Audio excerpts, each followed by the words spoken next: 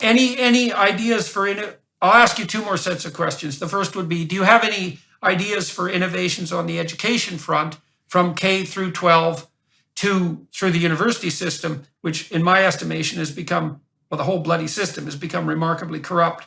And then also, I'd like to have your opinion about, we haven't talked much about the federal Conservatives yet and the leadership race, and I'd be interested in your, what would you say, your opinions and also your hopes on that front. So maybe we can start with the issue of education. If that's a reasonable place to go. Well, education in Quebec, English Canadians need to know something. The private sector is a little bit more present, and that's also another.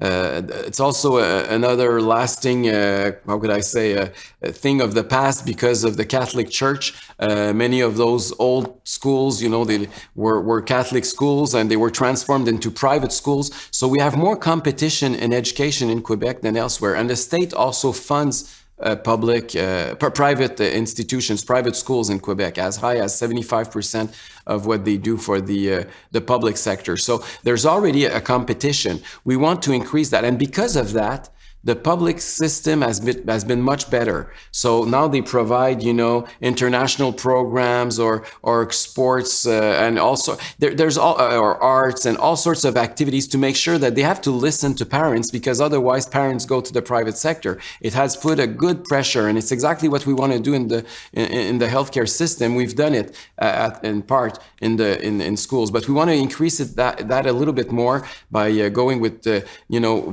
kind of vouchers. So they could, parents could have more freedom of choice of which school they're sending their kids.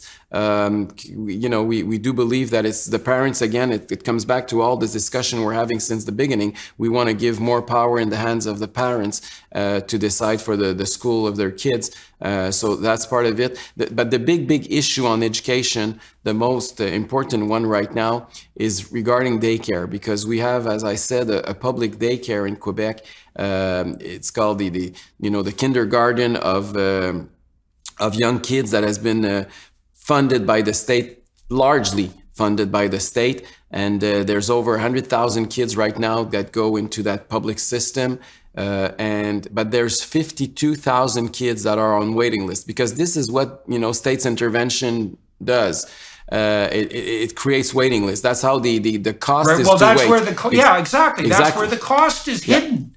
Like your father and his knee, like it's, you know, the cost, it's not his credit card, it's the fact that he has to wait for over 2 years to get a surgery. So what we're saying is that this is unacceptable, and those parents pay taxes, by the way, and they cannot have the service that they're paying for. And also with the new reality, there's more and more parents nowadays that do not work Monday to Friday, 9 to 5. You know, and with some of them now are just working 2 or 3 days outside their homes. So that what they need in terms of daycare is very different than what their parents or their grandparents needed for their kids.